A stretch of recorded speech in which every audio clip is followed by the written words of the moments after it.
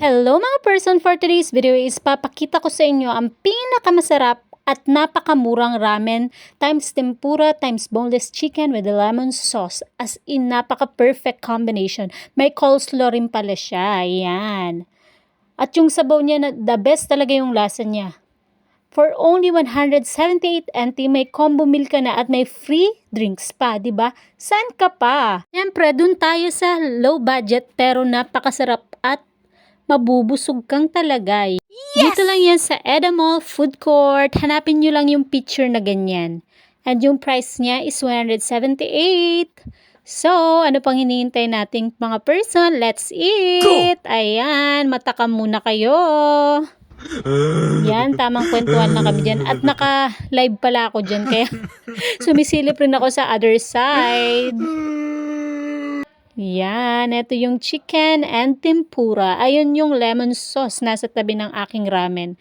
Wow. Yung itlog talaga nila napakasarap, promise. Napakalinamnam at napakalaki ng pula niya. Yan yung pinaka-favorite ko sa ramen na yan. Yun lang palang itlog. Just, tapos yung noodles niya, very, very perfect yung texture. Hindi malambot, hindi matigas. Saktong-sakto lang. At yung lasa niya, hindi rin siya matabang at hindi maalat.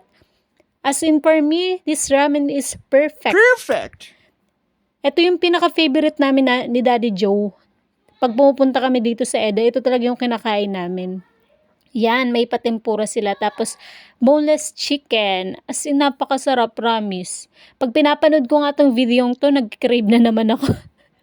Pero syempre, hindi tayo palaging guagastos. Kailangan magtipid. Joke. Huwag tayo magtitipid sa pagkain. Pero kung hindi naman, or kung kaya lang naman lutuin, ba't hindi pa lutuin, di ba?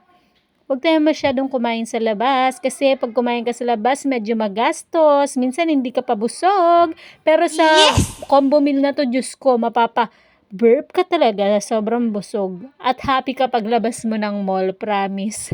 Totoo lang, pag pupunta ako sa mall, hindi ako medyo nag-enjoy. Pero sa mga food ang nila dito, Diyos ko, promise mag-enjoy kayo. Yay! Hindi sila ganun kamahalan, pero sulit ang lasa. At ang serve nila, Diyos ko, patok na patok. Pwede nga 2 tao na yan eh. Kaso alam nyo naman, that time hindi pa ako masyadong nagda-diet. Kaya lafang talaga kung lafang, ganun.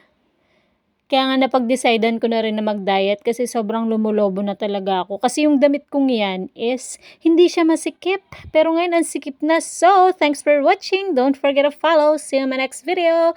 To share. Napakadaldal ko. Bye-bye.